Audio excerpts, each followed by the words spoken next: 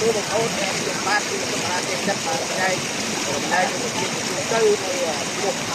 nhiều nó còn ổn thầy là phải ao bạn luôn cả đá rồi một chuyện là phải phát thầy lư một nhiều lại chuồng đi tôi còn không được chặt nam thì là ô còn ba tôi còn thầy tôi chơi không hơn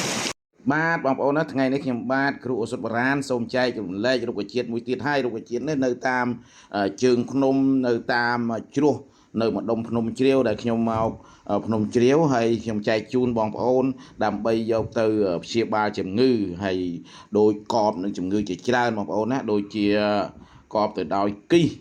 បើសិនជាគិសបងប្អូនយកទៅហាលឲ្យស្ងួតដើមទ្រាំងឬក៏គេហៅថាទ្វាព្រះនេះបងប្អូនពងមកមើលឃើញតែខ្ញុំកាន់ហ្នឹងអាហ្នឹងគេហៅថាទ្វាព្រះឬត្រាងក៏បានដែរបងប្អូនអ្នកខ្លះគេហៅចឹងអ្នកខ្លះហៅទ្វាព្រះណាអ្នកខ្លះហៅត្រាងហើយកបនៅជំងឺគិសដែលពេលបងប្អូនផ្សំទៅ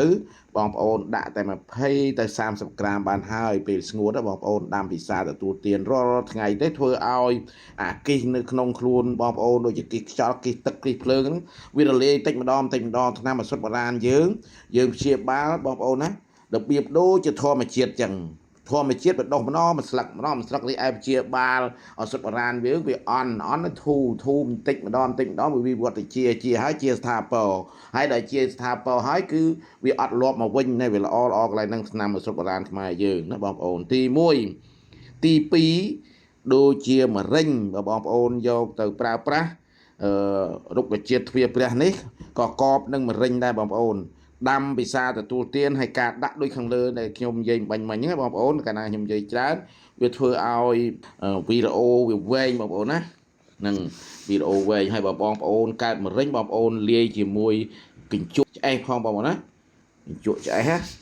លាយជាមួយគ្នាស្មើគ្នាទៅហើយយកទៅប្រើកាលណាបងប្អូន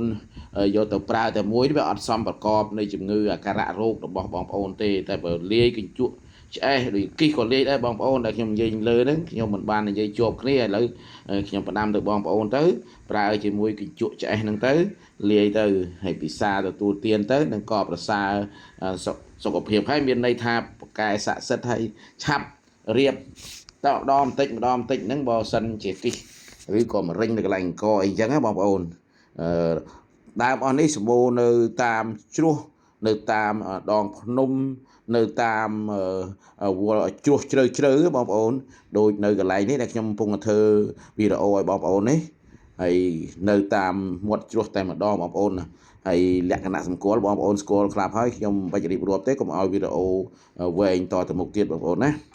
ហើយកាលណាយើងចេះដាក់ចេះលាយថ្នាំឱសថបុរាណខ្មែរយើងក៏ប្រសើរសម្រាប់សុខភាពកាលណាយើងដាក់លើសវាអត់ទទួលថ្នាំទេវាពិរាំងថា error បើសិនណាយើងដាក់ខ្វះវាអត់គ្រប់ដូសអញ្ចឹងយកទៅព្យាបាលស្មើនឹង0ហើយបើសិនណាយើងចេះព្យាបាលចេះដាក់ចេះលាយចេះដាំឲ្យបានត្រឹមត្រូវតាមលក្ខខណ្ឌបុរាណខ្មែរយើងប្រគុំធាតុទឹកដីភ្លើងខ្យល់កាលណាមានទឹកដីភ្លើងខ្យល់យើងខ្វះធាតុណាមួយធ្វើឲ្យយើងឈឺធ្វើឲ្យយើងមានសុខភាពមិនល្អបើអញ្ចឹងបើយើងផ្សំធាតុទៅយើងចេះលាយចេះដាក់អីទៀតទៅធ្វើឲ្យថ្នាំឱសថបុរាណយើងប្រកែស័ក្តិសិទ្ធិបំផុតបងប្អូនហើយបើសិនជាបងប្អូនបានមើលហើយថារុក្ខជាតិទាំងអស់នេះបម្រើសុខភាពបងប្អូនស្វែងយល់ទៅណាបងប្អូនណាហើយក៏បុរាណយើងគេអត់ចោលទេរឿងថ្នាំឱសថបុរាណហើយយើងបានអាយុវែងទៀតហើយបើសិនបងប្អូនមើលថាខកប្រសើរនៅរុក្ខជាតិនេះបងប្អូនជួយចុច like ចុច share ចុច subscribe ឲ្យខ្ញុំបានដាក់មួយផងបងប្អូនដើម្បីថ្ងៃក្រោយលោកគ្រូដើរផ្តិតរូបភាពផ្សេង